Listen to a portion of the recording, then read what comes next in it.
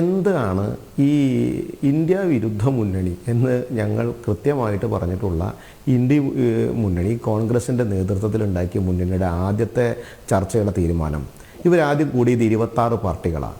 ഇപ്പം എത്ര പാർട്ടികൾ ഇവരുടെ കൂടെയുണ്ട്?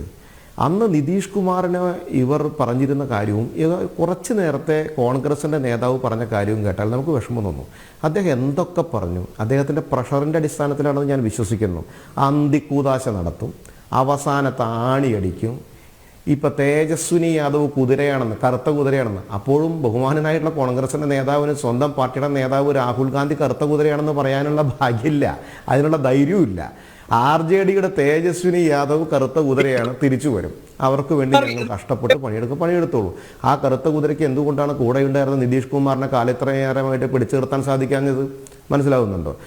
രണ്ടാമത്തെ കാര്യം, 26 പാർട്ടിയുമായിട്ട് തുടങ്ങി വെച്ച ഇവരുടെ ആദ്യത്തെ ചർച്ച ഒരു സ്റ്റേജും ഇട്ടിട്ട് കുറേ നേതാക്കന്മാരെയും വിളിച്ചു വരുത്തി 2 കൈയും കോർത്ത് പിടിച്ച് മുകളിലേക്ക് പൊന്തിച്ച് കഴിഞ്ഞാൽ മുന്നണിയാവില്ല. ആ 26 പേരിൽ എത്ര പേര് ഇപ്പോൾ കൂടെയുണ്ട്? 2. ഇവരുടെ സംസ്ഥാനങ്ങളിൽ ഈ മുന്നണിയുടെ രൂപീകരണങ്ങളൊക്കെ നടന്നിരുന്നോ? തമിഴ്നാട്ടിൽ എന്തായിരുന്നു അവസ്ഥ? ഇവരുടെ ADMK കൂടെയുണ്ടോ? DMK കൂടെയുണ്ടോ? MDMK കൂടെയുണ്ടോ? കർണാടകയിൽ JDS കൂടെയുണ്ടോ? ഒറീസയിൽ ബിജു പട്നായക് കൂടെയുണ്ടോ? ഈ ഭൂരിഭാഗം വരുന്ന ശിവസേന അംഗങ്ങളും ഭൂരിഭാഗം വരുന്ന NCP അംഗങ്ങളും നിങ്ങളുടെ കൂടെയുണ്ടോ? ബോംബെയിൽ ഞങ്ങളല്ലേ മഹാരാഷ്ട്രയിൽ ഭരിക്കുന്നത്. ആപ്പ് നിങ്ങളുടെ കൂടെയുണ്ടോ? മമത നിങ്ങളുടെ കൂടെയുണ്ടോ? നിങ്ങൾ ഇവരെയൊക്കെ അണിനിരത്തിക്കൊണ്ട് കൈ പിടിച്ച് ഉയർത്തിയതല്ലേ? 2 കാര്യങ്ങളാണ് ബേസിക്. ശ്രീ വസന്ത് തെങ്ങുംപള്ളി, നിങ്ങൾ കൃത്യമായി കടലാസിൽ എഴുതി വെച്ചോളൂ. ആദ്യം ഒരു മുന്നണി ഉണ്ടാക്കണമെങ്കിൽ ആ മുന്നണിക്കൊരു കാഴ്ചപ്പാടുണ്ടാകണം, നിലപാടുണ്ടാവണം. ഈ നിലപാടുകളെയും കാഴ്ചപ്പാടുകളെയും വ്യക്തമായിട്ട് നടപ്പിലാക്കാൻ പ്രാപ്തിയുള്ളൊരു നേതാവ് ഉണ്ടാകണം. ആ സംവിധാനം നിങ്ങളുടെ കയ്യിൽ ഇല്ലാത്തത് കൊണ്ടാണെന്നേ ഇത് കൊഴിഞ്ഞു പോകുന്നത്. ആദ്യം തന്നെ കർമ്മി പോയല്ലോ. ഒരു കർമ്മം നടത്തുന്ന സമയത്ത് ഒരു ലീഡ് കർമ്മി ഉണ്ടാവും. അതായിരുന്നു നിതീഷ് കുമാർ. ആ കർമ്മി പോയി, അതുകൊണ്ട് ആ ചടങ്ങും പരാജയപ്പെട്ടു. എന്തെങ്കിലും ജോഡോ യാത്രയൊക്കെ നിർത്തി തിരിച്ചോടി പോയത്? നിങ്ങളുടെ നേതാവിന് പ്രാപ്തിയില്ല സർ, നിങ്ങളുടെ നേതാവിന് നിലപാടില്ല സർ, നിങ്ങളുടെ പാർട്ടിക്ക് ഈ സമൂഹത്തിൽ സ്ഥാനവുമില്ല. നിങ്ങൾ പറഞ്ഞില്ലേ അക്ബർ റോഡ് ഞങ്ങൾ തുറന്നിട്ടിരിക്കുന്നു, ആർക്ക് വേണമെങ്കിൽ വരാം, വിട്ടുവീഴ്ച. അതാണ് നിങ്ങളുടെ അധപതനത്തിന്റെ ലക്ഷണമെന്ന് പറയപ്പെടുന്നത്. ആർക്ക് മുമ്പിലും എന്ത് വിട്ടുവീഴ്ചയും ചെയ്യുന്ന ഗതികേടിലേക്ക് കോൺഗ്രസ് പാർട്ടി എത്തിയെന്ന്. നിങ്ങളുടെ ഇന്ത്യക്ക് ആവശ്യമില്ല. നിങ്ങളെ ആവശ്യമുള്ളത് ആകെ കമ്മ്യൂണിസ്റ്റ് പാർട്ടി നിങ്ങളും കൂടി സഖ്യം ഉണ്ടാക്കിക്കോ. ആ സഖ്യം ചിലപ്പോൾ നിലനിൽക്കും. കാരണം 2 പേര് ഈ ലോകത്തിന് ആവശ്യമില്ലല്ലോ, ഈ നാടിന് ആവശ്യമില്ലല്ലോ. നിങ്ങൾ ഈ നാടിനകത്തെ വികസനത്തിന്റെ പേര് പറയുന്നു, നിങ്ങൾ കുറെ അഴിമതിയുടെ കാര്യം പറയുന്നു, വികസനം നടന്നിട്ടില്ലെന്ന് പറയുന്നു. നമുക്ക് 10 വർഷമായിട്ട് ബഹുമാനനായിട്ടുള്ള ആദരണീയനായിട്ടുള്ള നരേന്ദ്രമോദിയുടെ നേതൃത്വത്തിൽ ഭാരതീയ ജനതാ പാർട്ടി അധികാരത്തിൽ വന്നതിന് ശേഷം ഞങ്ങൾ കൊടുത്തിട്ടുള്ള തെരഞ്ഞെടുപ്പ് വാഗ്ദാനങ്ങൾ അക്കമിട്ടെണ്ണി നിങ്ങൾ ഓരോന്നും സമൂഹത്തിൽ നടപ്പിലാക്കുന്നു. ഞങ്ങളതിന് ഇൻഫ്രാസ്ട്രക്ചർ ഡെവലപ്മെന്റ് ആയിക്കോട്ടെ, സമൂഹത്തിൽ വിവിധ തരത്തിലുള്ള മേഖലകളിൽ നടത്തുന്ന പ്രവർത്തനങ്ങളായിക്കോട്ടെ, ഏത് വികസന കാര്യങ്ങൾ ചെയ്യുന്നുണ്ട് എങ്കിലും കൃത്യമായി ജനങ്ങളെ പഠിച്ചുകൊണ്ട് അവർക്ക് ആവശ്യമായ കാര്യങ്ങൾ നടപ്പിലാക്കി കൊടുക്കുന്നു. ആ കാര്യങ്ങളെ വ്യക്തമാക്കിക്കൊണ്ട് പറഞ്ഞുകൊണ്ടാണ് നടപ്പിലാക്കുന്നത്. അതുകൊണ്ടാണ് ജനം പറഞ്ഞത് നിങ്ങൾ മതി.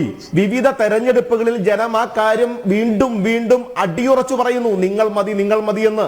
നിങ്ങളുടെ നേതാവ് പരാജയപ്പെടുന്നു, നിങ്ങളുടെ രാഷ്ട്രീയം പരാജയപ്പെടുന്നു, നിങ്ങളുടെ രാഷ്ട്രീയ പാർട്ടി പരാജയപ്പെടുന്നു എന്ന് പറഞ്ഞാൽ ഈ നാടിന് ആവശ്യമില്ലാത്ത ആളുകളാണ് എന്ന് പൊതുസമൂഹം വിലയിരുത്തുന്നതിന്റെ അടിസ്ഥാനത്തിലല്ലേ? അതിന് ഞങ്ങളുടെ മെക്കെട്ട് കയറിയിട്ടോ മറ്റു രാഷ്ട്രീയ നേതാക്കന്മാരുടെ മെക്കെട്ട് കയറിയിട്ടോ കാര്യമില്ല. നിങ്ങളുടെ പാളയത്തിലുള്ള ആളുകളല്ലേ നിങ്ങളുടെ പാളയത്തിന്റെ നേതാവിന് പ്രാപ്തിയില്ലായ്മയുടെ പേരിൽ തിരിച്ച് ഞങ്ങളുടെ ഭാഗത്തേക്ക് വരുന്നത്. അത് ഞങ്ങളുടെ അംഗീകാരമാണ് സർ. അത് നിങ്ങൾ ഞങ്ങളെ മെക്കെട്ട് കാര്യം, അല്ലെങ്കിൽ നിതീഷ് കുമാറിന്റെ മെക്കെട്ട് കേട്ട് എന്താ കാര്യം? അദ്ദേഹത്തെ പിടിച്ചു നിർത്താൻ കപ്പാസിറ്റി ഇല്ലാഞ്ഞ് നിങ്ങൾക്കല്ലേ? നിങ്ങളുടെ നിലപാടുകൾ തെറ്റായത് കൊണ്ടല്ലേ? അല്ലല്ല, ആവർത്തിച്ച് ആ പോയിന്റ് പറയാതെ 2014 നിതീഷ് നിങ്ങളുടെ പാളയത്തിൽ നിന്ന് ചാടിയായിരുന്നു. അപ്പൊ എന്താ പിടിച്ചു നിർത്താൻ? നിങ്ങൾ കൊണ്ടുപോയി സാറേ. ഞങ്ങൾക്ക് ഇതൊക്കെ വ്യക്തമായിട്ട് അറിയായിരുന്നു. കഴിവും പ്രാപ്തിയും വ്യക്തതയും ഇല്ലാത്ത ഒരു രാഷ്ട്രീയ സംവിധാനത്തിന്റെ കൂടെ പോയി അദ്ദേഹത്തിന് കൂടുതൽ നേരം പിടിച്ചു നിൽക്കാൻ സാധിക്കില്ലെന്നും ആ കാലമാകുന്ന സമയത്ത് തിരിച്ചു വരുമെന്നുള്ള ശുഭപ്രതീക്ഷയും വ്യക്തമായിട്ടുള്ള കാഴ്ചപ്പാടും ഞങ്ങൾക്കുള്ളത് കൊണ്ട് തന്നെ സാർ ഞങ്ങൾ മിണ്ടാതിരുന്നത്. അത് ഞങ്ങൾ നടപ്പിലാക്കിയില്ലേ? ആ സമയത്ത് പിടിച്ചു നിർത്താൻ സാധിക്കാതെ നിങ്ങൾ കരഞ്ഞു പോകുന്നുണ്ടെങ്കിൽ നിങ്ങൾ സാധ്യമാവുള്ളൂ. അല്ല, അങ്ങനെയാണ് ഈ പോയിന്റ് ഞാൻ അക്സെപ്റ്റ് ചെയ്യാം. ഈ പോയിന്റ് ഞാൻ അക്സെപ്റ്റ് ചെയ്യാവില്ല സേ. 4 തവണ നിതീഷ് BJP പാളയത്തിൽ നിന്ന് ചാടി. നമുക്ക് എങ്ങനെ വേണമെങ്കിൽ ചർച്ച ചെയ്യാനേ. നിങ്ങൾ ഒരു രാഷ്ട്രീയ നേതാവിനെ എന്തെല്ലാം വാക്കുകൾ പറഞ്ഞു, നടത്തുന്നു, അവസാന താണി നടിക്കുന്നു, സ്വന്തം പാർട്ടി നന്നാക്കാൻ നോക്ക് സാറേ. എന്നിട്ട് മറ്റുള്ളവരെ കുറ്റം പറ. അവനവൻ മലർന്നു കിടന്ന് മുകളിൽ നോക്കി സ്വന്തം കൂര കറക്റ്റാണോ എന്ന് നോക്ക്. എന്നിട്ട് മറ്റുള്ളവരുടെ കൂര ചോരുന്നുണ്ടോ നോക്ക്. അല്ലാതെ അവനവന്റെ കൂര ചോർന്ന് തകർന്ന് നശിച്ചു കിടക്കുമ്പോ മറ്റുള്ളവരെ നോക്കി ഇങ്ങനെ കൊഞ്ഞനം കുത്തുന്ന നിലപാടുമായിട്ട് കോൺഗ്രസ് മുന്നോട്ട് പോയാൽ അത് ഇനിയും തകരും സാർ, അത് ഇനിയും തകരും. നിങ്ങൾക്ക് ഇങ്ങനെ ചർച്ച ചെയ്യാമെന്നല്ലാതെ സ്വന്തം രാഷ്ട്രീയ പാർട്ടി പച്ച തൊടില്ല കോൺഗ്രസ് എന്ന് പറയപ്പെടുന്ന സംവിധാനം. എഴുതി വെച്ചോ പുസ്തകത്തിൽ. ഇന്നത്തെ സമയം, ഇന്നത്തെ ദിവസം, ഇന്നത്തെ നേരത്ത് കൃത്യമായി രാഷ്ട്രീയ പോകുന്നില്ല. അടിയുറച്ച് വ്യക്തമായിട്ട് പറയാം, ഒരു സംശയവും വേണ്ട കാര്യത്തിൽ.